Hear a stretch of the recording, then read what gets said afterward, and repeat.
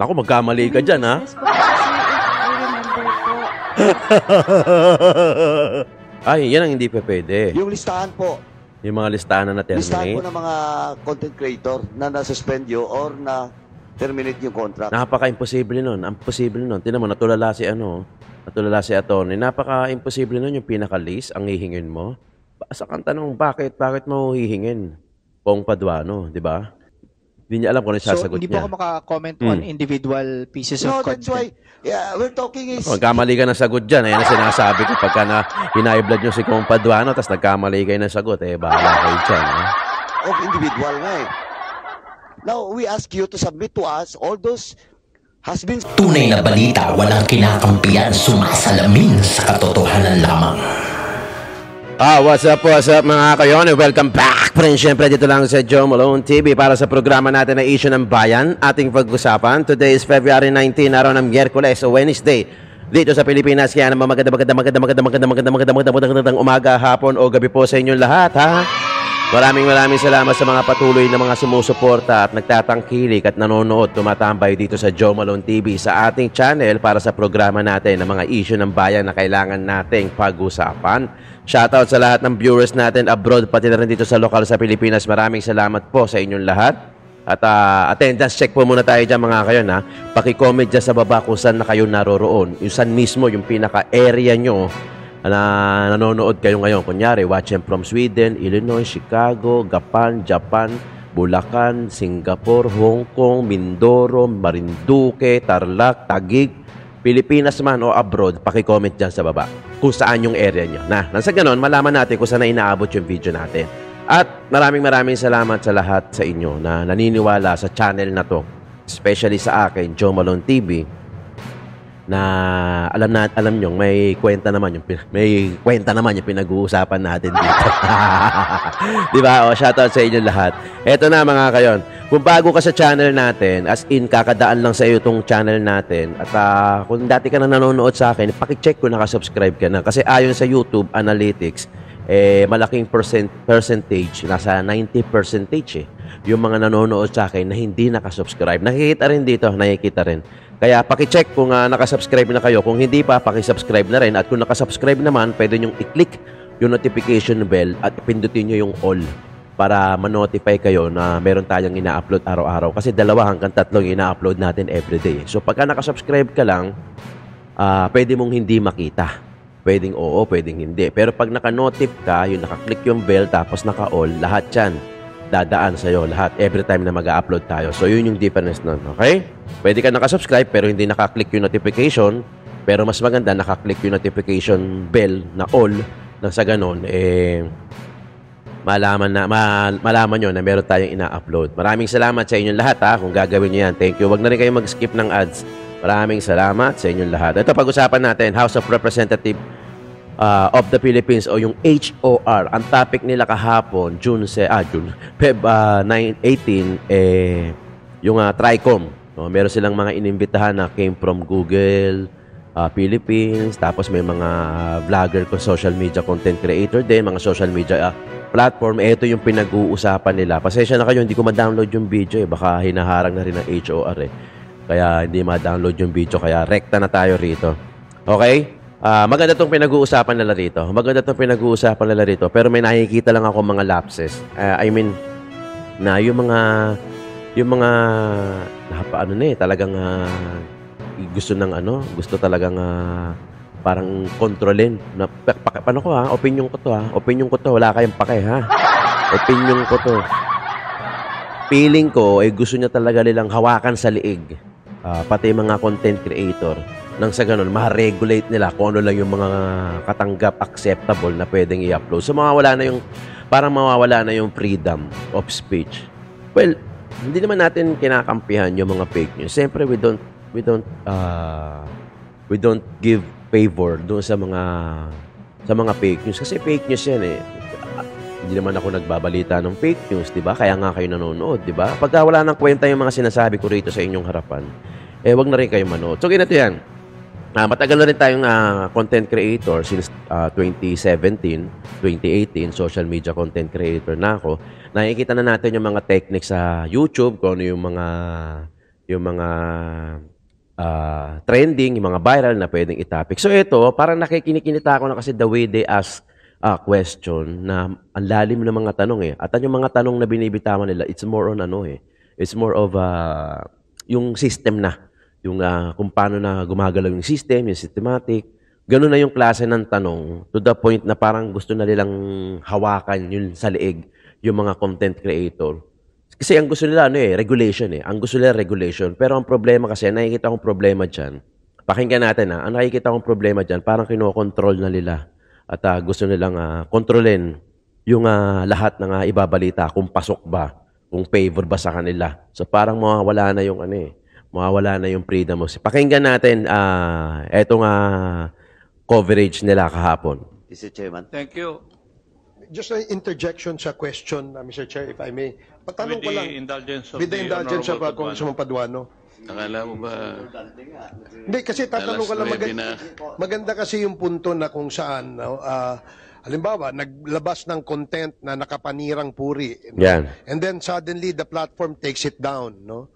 But the damage has been done. Di ba? So, meron bang sistema ang platform to say that we took it down because of the following reasons? Is there such a thing na ganun technical capability yung platform to say the reason why we took it down is because one, may profanity. Number two, fake news. Number three, hindi verified or validated yung data. Four, it's just it's slanderous or libelous. Meron bang ganung capability?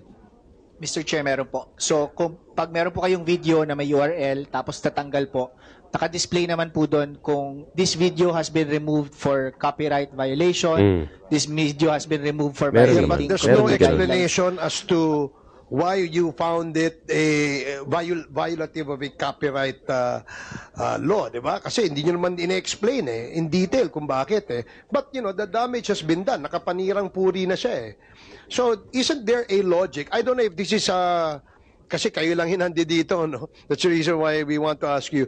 Meron bang technical capability yung social media platform na, halimbawa, may nag-post ng content, no? I-review muna ng human reviewers nyo and your AI before you post it. Maybe Actually, delay meron mo lang ganun ng few Meron seconds or maybe a few minutes before before i-post or the platform allows the posting of such a content. So, hindi po siya technically feasible sa dami po ng videos na na-upload every minute po. As in, So, kasi nga, yung volume, no? sa Sheer volume po talaga. Sa every minute po na nakakalipas, thousands of minutes of videos po yung na-upload, diba? So, hindi po siya technically feasible on the part of any platform. Actually, kita niyo yung tanong, masyadong more on technical na yung datingan. Technical na, in a way na talagang, parang yung system systematic, yung system na ng mga platform, yung gusto nilang alamin. Pero, I don't think, kasi sobrang lawak nito, sobrang dami nag-a-upload every minute, every second. Sobrang dami na nag-a-upload sa mga social media platform. Hindi lang sa YouTube, sa Facebook, TikTok, araw-araw, minu-minuto, maraming nag-a-upload. Sobrang sobrang broad nito. I don't think makakapag maida-downsize nila to sa pinaka maliit na bagay. Kung magagawa man nila ganong katagal. So parang talaga no.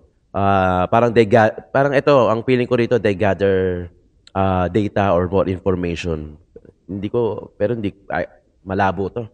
Malabong maisulong to. Sa tingin ko opinion ko sa tingin ko malabo to dahil sa sobrang lawak na itong social media na to. Hindi nila ma-aarok dito na may downsize sa pinakamababa. Okay, thank you. Thank you, Mr. Chair. Ito Thank you si Congressman Paduano next dito. Yan. Honorable Paduano is recognized. Thank you, Please Mr. make it Chairman. brief. Yeah. In relation to the question being asked by the members, no? Kasi ganito po, social media platform is doing business in the country. Now, before I ask that, no, yung particular na opinion ng BIR, NTC ba nandito? NTC. Mr. Okay. Chair, good morning Okay. po. before I give the floor to NTC, Attorney, is Google or any social media platform are public utilities? In your own opinion? Sa definition po ng batas, hindi po. Sa Public Service Act, Hindi po. hindi siya nakalista.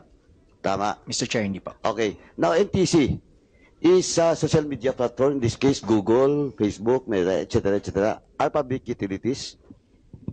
Sir, considering, sir, that they are not also their offices are not situated also in the Philippines, sir, we do not consider them as public utilities. Oh, but pa they're po. doing business in the country. Malinaw yon, di ba? Yes. Tama? Naku, magkamali ka Doing dyan, ha? business po kasi, sir, if I remember po, with regard din po sa BIR po, ang doing business po kasi means that they have an office here in the Philippines, sir. No, not necessarily because doing business, kahit wala kang opisina, pwede kang kumita dito. Di ba? BIR, di ba? Ganon? Kumikita sila eh. Di ba? Pero may satellite office ata. Mr. Chair, for purposes of classification of doing business, it is required that they must have physical presence in the country. All the more that we have to amend.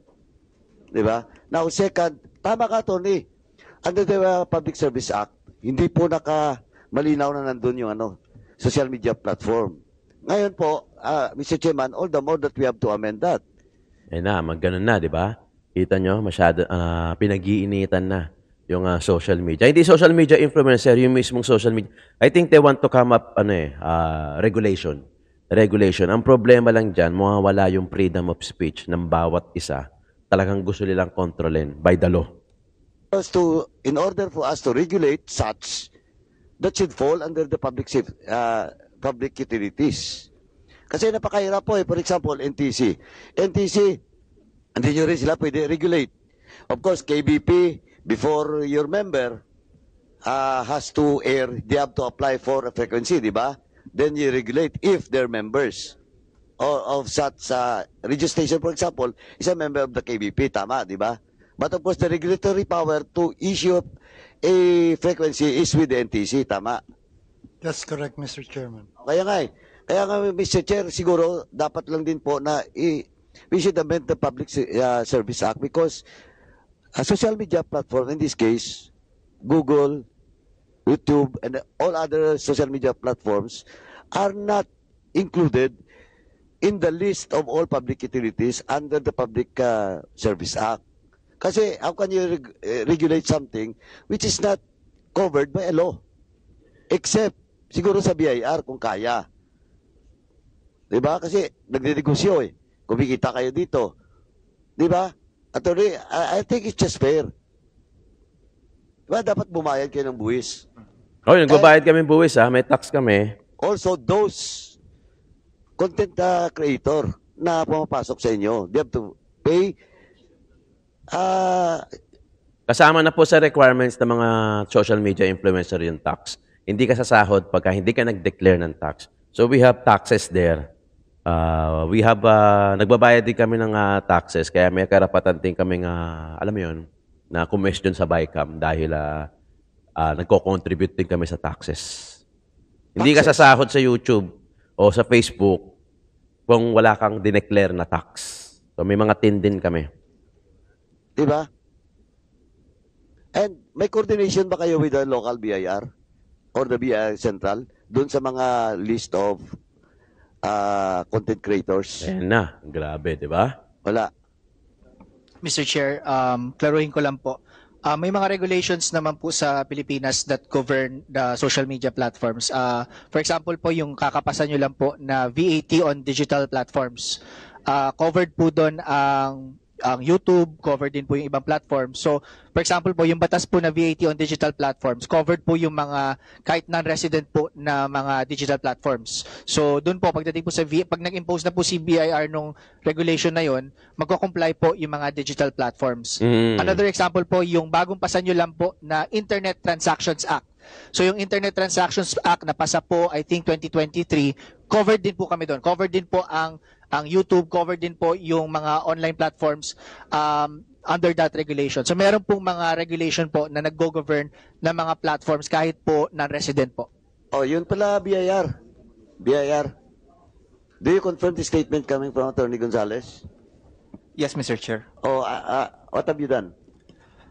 Mr. Chair, considering that some entities are non-foreign and does not have any physical presence here, we, as per the tax code, they are liable for taxes. Nagbabayad kami, all kasama income sa derived requirements here in yun the eh. Hindi ka Philippines. makakasahod pagka wala kang dineclare na tax. However, since there are challenges insofar as collecting such taxes, considering they do not have any physical presence here, under existing rules and regulations, the income payers or those who, yung mga nagbabayad po sa kanila who are here in the Philippines should withhold the corresponding taxes before they pay them. Sorry, to cut you short. But in the case of Google, they confirm that they have an office in the country. Are they paying taxes?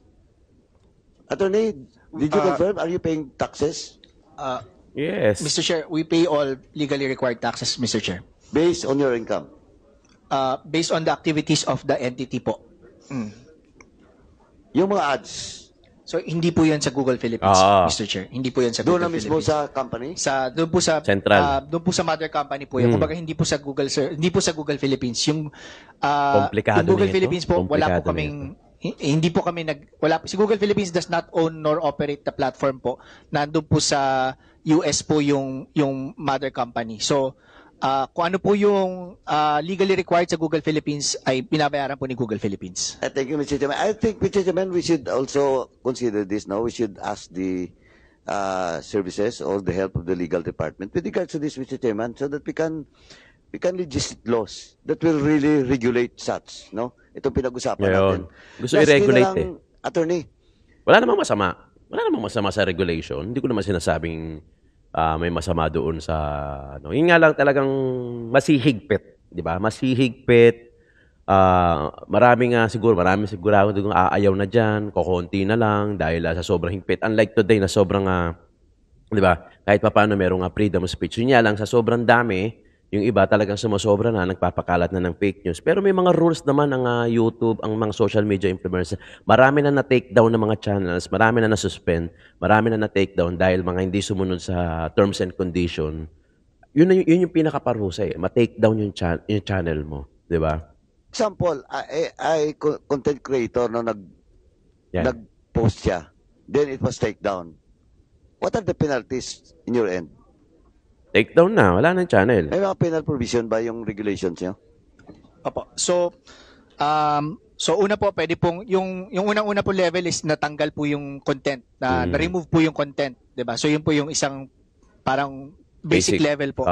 Pero according po sa monetization policies ni YouTube, pwede pong ma-withhold, adjust, charge back or offset earnings or payment. Pwede pong ma-limit yung ad revenue sa mga videos. Pwede pong masuspend yung channel from the YouTube Partnership Program. At ang pinaka-penalty po na pinaka-mataas na level po ay suspend or terminate yung YouTube channel mismo. Okay. Now, in the case of YouTube, mayroon na ba kayo na penalize, na suspend or na terminate? Meron naman po. Meron po. Can you give us the list? Ay, yan ang hindi pa pwede. Yung listahan po. Yung mga listahan na Listahan na-terminate. po ng mga content creator na na-suspend you or na terminate yung contract. Napaka-imposible nun. Ang posible nun. Tinan mo, natulala si attorney. Napaka-imposible nun yung pinaka-list, ang hihingin mo. Sa kang tanong, bakit mo hihingin? Pong Paduano, di ba? Hindi po yata naglalabas ng ganyan. So Yes. ang Ay, ilalabas hindi po po. ni YouTube po yung transparency report po na Hindi po, sabi mo kasi kanina, when I asked you, you said that may policy kayo to Masyadong suspend. technical yun. Di ba? Masyadong systematic. Or to terminate. Now, tinanong kita, sabi mo may na-suspend na kami, na-terminate. Can you give us the list of all those content creator? Kasi po, in relation to the question being asked by Congressman Raul, for example, yung Celis. Di ba na walang isimenay? Ngayon may sariling account siya, nandun sa YouTube. Yung specific example, yan, pag i-check mo, ang daming mga ano dun, mga statements coming from mismo kay Celes na derogatory. I-report nyo yung channel. para umaksyon si YouTube, i-terminate si Celis kung meron siyang mga gaya na sinasabi ni Kong Paduano na nasabi na bawal o na merong grounds, edi i-report nyo, then mate-terminate yung channel. Ganun ang pinaka-proseso. Pero yung parang hihingi mo yung list, parang imposible ata yun, Kong Paduano. Kasi parang more private na yun eh. Diba? Kung hihingin mo yung mga list na na-terminate, saka bakit? Bakit mo kailangan hingin yung list? Para ano? Diba? At tuloy-tuloy yun. Wala may isamang na take down dun. Kasi walang nagre-report eh. Walang nagre-report dahil sa sobrang dami nga na nag-upload, walang nagre-report. Sana sila mismo mag-report. Nasa ganun, umaksyon si YouTube. Volume kasi yan eh. Volume kaya sa sobrang dami. Siyempre, nako-compromise na. Hindi na monitor masyado. Kahit nasabihin natin na auto-generated yan o human man yan o bot. Sa sobrang dami na nag-upload. Siyempre, uma-action yan pagka may nagre-report. Hindi naman, natulala. Do you want me to show you? Hindi niya alam kung ano So, sasagot hindi niya. po ako maka-comment on individual pieces No, of that's content. why we're talking is... Nagkamali ka ng sagot dyan. Ayan ang sinasabi ko. Pagka na hinahiblad nyo si Kong Paduano, tapos nagkamali kayo ng sagot, bahala kayo dyan. of individual nga eh. Now, we ask you to submit to us all those has been suspended or terminated. Kasi may hirap tayo mag-usap dito na sinasabi nyo palitsi kayo, tapos may nasuspend kayo, tapos Pucha, hindi ang namin dami alam. nun. Ang dami nun. Now, cite an example that was cited also by Congressman Raul. Yung kay Celis, you check all the you check all the I-report records. nyo. I-report nyo. Kayo ang mag-report. Ang daming derogatory statements siya. Na YouTube has done nothing on those derogatory statements from Celis. Masyado malawak yun. Masyado malawak yun. Now you're telling us na may regulation na, you implement those regulations? I think may problema kayo, attorney. Tapos sinabi mo, may na-suspend, may na-terminate, or are those suspended, or are those terminated? Hindi nyo maibigay? Hindi nyo makukuha yung list, masyadong private yun. Saka masyadong marami yung feeling Attorney? ko. Mr. Chair, so si YouTube po naglalabas po ng quarterly transparency report. So banggitin ko lang po, yung Pilipinas po dito sa third quarter ng 2024, yung Pilipinas po, number 8 sa dami ng videos na natanggal. Sa Ang numero po volume. nakalagay dito, 181,841. So, Iyon na nga eh. Pakisubmit nga, pati yung mga creators, content creators, kung sino-sino yun. Parang Kasi we have malabo to yung check, we have to pati yung follow. creators eh. Kasi sinabi mo kanina may mga regulation kayo din, we will check. Di ba? Kaya namin i-check yun. Kung totoo nga. Sabi mo nga, 100, magkano? Ilan ba yan? 181,000? But I never heard na may mga na-suspend or na-terminate na contract. And in the case of Celes, as mentioned also by Congressman Raul, malinaw po. One example lang yun, ang dami pa. Isolated case nga yung Kong Paduano eh. Kung talagang gusto mo maano si Celis, ikaw mismo mag-report. Diba? Ikaw mismo mag-report tapos imbestigahan. Pagka may nilabag si Celis, eto kasuhan yung libel. Diba? Kaya nga inibitahan sila dito for them to answer. Syempre, hindi naman na-a-attain Now, yung mga ito yan. ngayon, nandito kayo ngayon, you're telling us na may na-suspend, may na-terminate, pero hindi nyo maibigay. Siguro naman po, before the next hearing, dapat magpadala kayo dito ng report. Mr. Chairman, may I move Malabo that, yan. Ang labo niyan, that Kong Paduano. to direct Google through Attorney Gonzales to submit to this committee all those lists being required by this Parang malabo yan. representation, Mr. Chairman. So move. Any objection? Hearing none, motion is carried. Now, may I ask, Mr. Chairman, last na lang po sa BIR. BIR, please also submit to this committee all those social platform Malulunod content yan. Sa creator sobrang that's, dami yan. has paid. We will do, Mr. Chair. Dami Thank you, yan. Mr. Chairman. before we proceed further, please allow the chair to recognize the online Feeling presence magaling of- talaga to si Kong Paduano eh, no? Feeling magaling talaga to si Kong Paduano eh. Pero sige, okay din natin yan. Tingnan natin. Malapit-lapit na ang paghuhukom. Di ba? the Honorable Albert S. Garcia and the Honorable David J.J. Suarez. Welcome po kayo. Attorney Gonzales, do you have a legal basis why you cannot submit the report as required?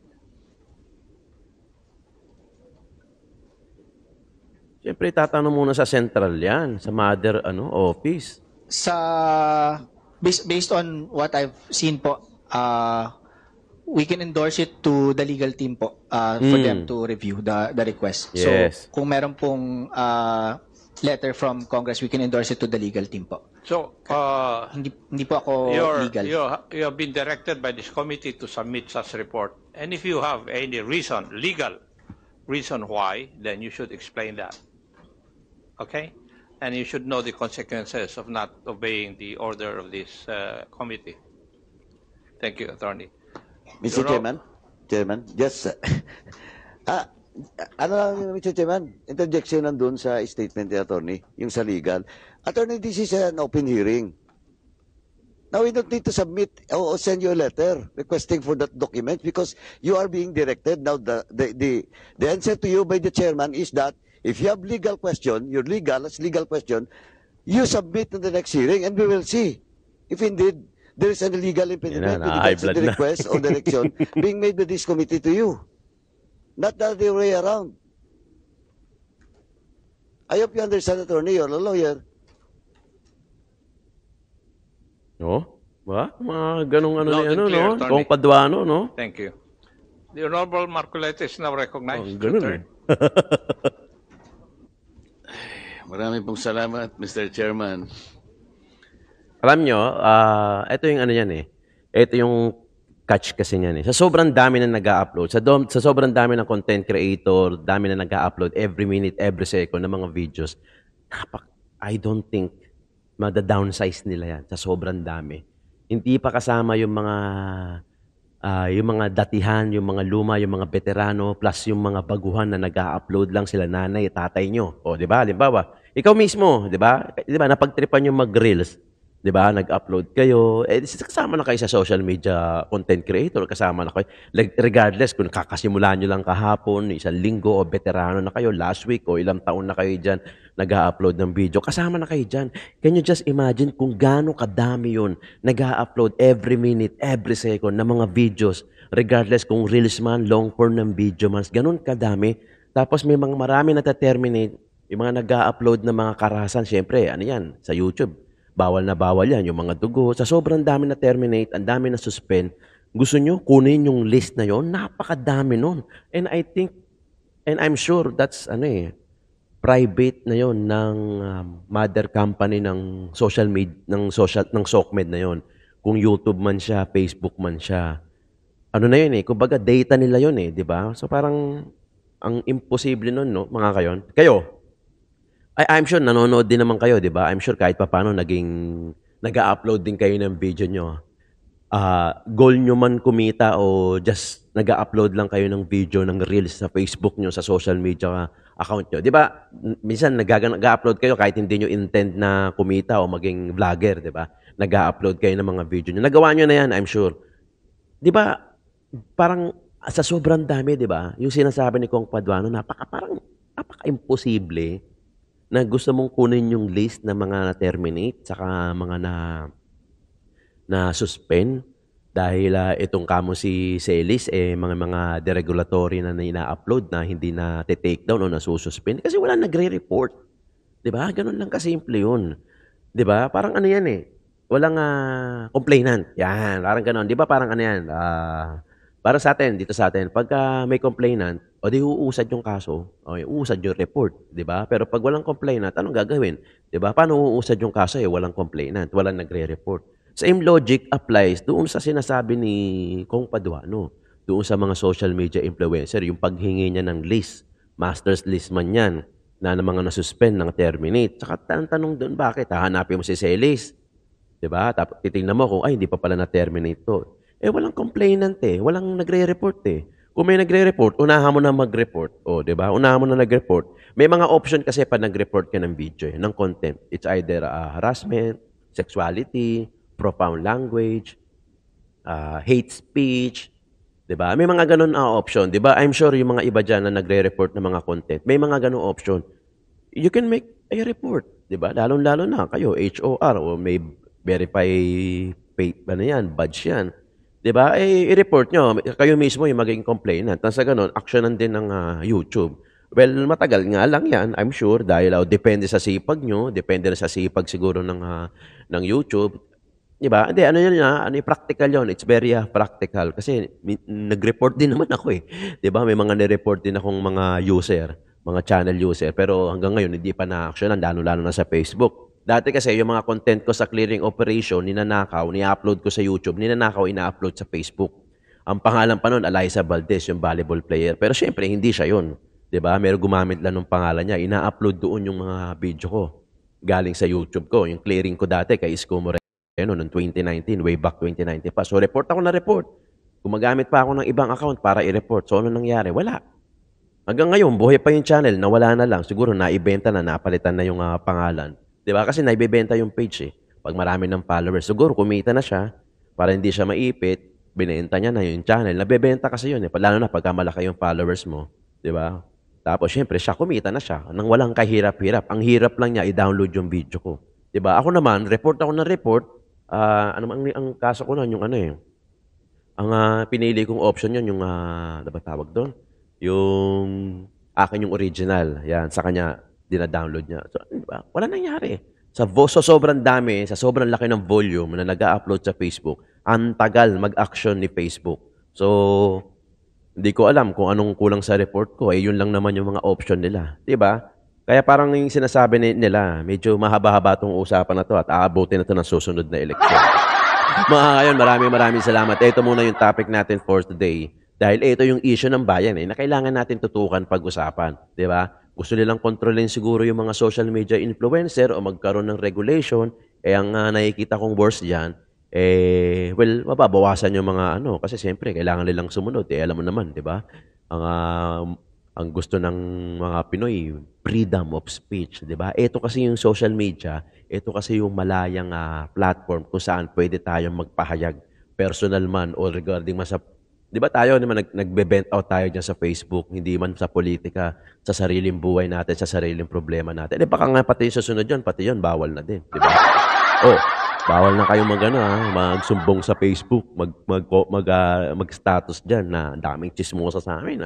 Baka bawal na yan kasi masasaktan yung mga damdamin ng iba.